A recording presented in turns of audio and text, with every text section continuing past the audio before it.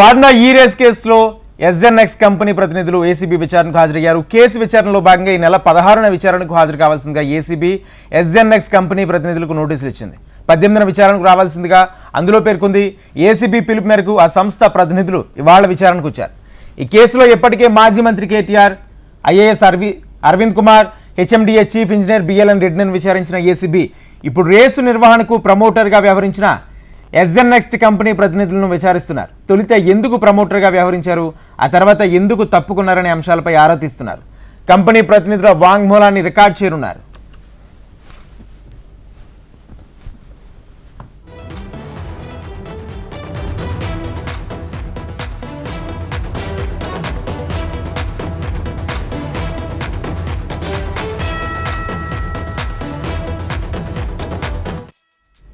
Formula race కేసులో ఎస్ఎన్ఎక్స్ company ప్రతినిధులు ACB విచారణకు హాజరయ్యారు. కేసు విచారణలో భాగంగా ఈ నెల 16న విచారణకు హాజరు కావాల్సిందిగా ఏసీబీ ఎస్ఎన్ఎక్స్ కంపెనీ ప్రతినిధులకు నోటీసులు ఇచ్చింది. 18న విచారణకు రావాల్సిందిగా అందులో పేర్కొంది. ఏసీబీ పిలుపు మేరకు ఆ సంస్థ ప్రతినిధులు ఇవాళ విచారణకు వచ్చారు. ఈ కేసులో ఇప్పటికే మాజీ మంత్రి కేటీఆర్, ఐఏఎస్ అధికారి Aravind Kumar, HMDA chief engineer BLN రెడ్డిని విచారించిన ఏసీబీ ఇప్పుడు రేసు నిర్వహణకు ప్రమోటర్గా వ్యవహరించిన ఎస్ఎన్ఎక్స్ కంపెనీ ప్రతినిధులను విచారిస్తున్నారు. తొలిత ఎందుకు ప్రమోటర్గా వ్యవహరించారు, ఆ తర్వాత ఎందుకు తప్పుకున్నారనే అంశాలపై ఆరా తీస్తున్నారు ఏసీబీ అధికారులు. కంపెనీ ప్రతినిధుల వాంగ్మూలాన్ని ఏసీబీ అధికారులు రికార్డ్ చేయనున్నారు.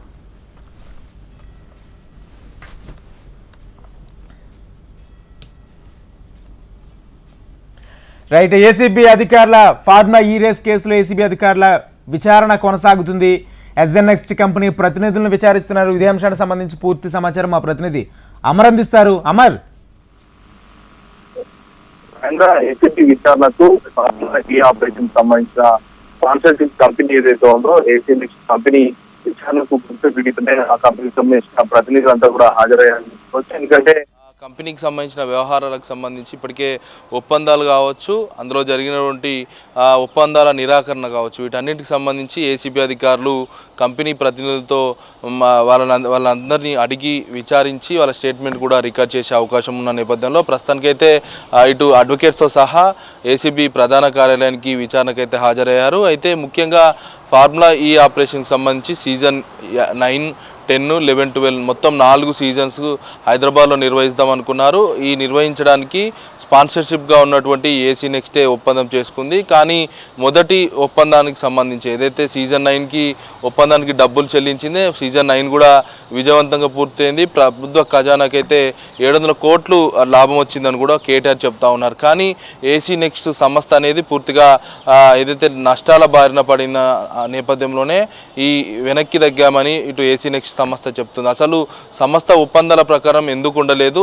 4 సీజన్స్ వరకు తప్పనిసరిగా ఒప్పందాలు చేసుకుంది కాబట్టి స్పాన్సర్షిప్గా ఉండాలి. కానీ మధ్యలోనే సీజన్ 9 అయిపోగానే సీజన్ 10కు ముందే మొత్తం 3 సీజన్లు కలిపి 90 కోట్లకు పైగా చెల్లించాలి. కానీ ఈ 90 కోట్లు చెల్లించకముందే ఎందుకు నిరాకరించవలసి వచ్చింది, ఎందుకు బ్యాక్ స్టెప్ వేయాల్సి వచ్చిందన్న కోణంలో ఏసీ నెక్స్ట్ సంబంధించిన కంపెనీ ప్రతినిధులతో ప్రస్తుతం అయితే ఏసీబీ అధికారులు అయితే విచారిస్తూ ఉన్నారు. ఎందుకంటే ఇప్పటికే ఆ అడ్వకేట్ని కూడా లోపలికి తీసుకొచ్చారు. కానీ అడ్వకేట్ని విజిబుల్గా మాత్రమే అనుమతించారన్నట్టుగా తెలుస్తుంది. అయితే ప్రస్తుతానికైతే ఏసీఎన్ఎక్స్ సంబంధించిన సంస్థ ఏదైతే ఉందో ఆ సంస్థ ప్రతినిధులు అయితే చేరుకున్నారు. మరో గంటలో వాళ్ళ విచారణ కూడా పూర్తయ్యే అవకాశం అయితే కనబడుతుంది. ఇప్పటికే ఈ కేసులో A1, A2, A3గా ఉన్నటువంటి కేటీఆర్, ఐఏఎస్ అరవింద్ కుమార్, బిఎల్ రెడ్డి విచారణ కూడా పూర్తయింది. వారి స్టేట్మెంట్ కూడా రికార్డ్ చేసిన నేపథ్యంలో ప్రస్తుతం ఏసీ నెక్స్ట్ సంస్థ ఎందుకు స్పాన్సర్షిప్ నిరాకరించవలసి వచ్చింది, ఒకవేళ నిరాకరించడానికి కారణాలు ఏంటి, స్పాన్సర్షిప్లో ఉన్నటువంటి అగ్రిమెంట్ వైలేషన్ ఎందుకు చేయవలసి వచ్చింది, ఒక వైలేషన్ చేసినా కూడా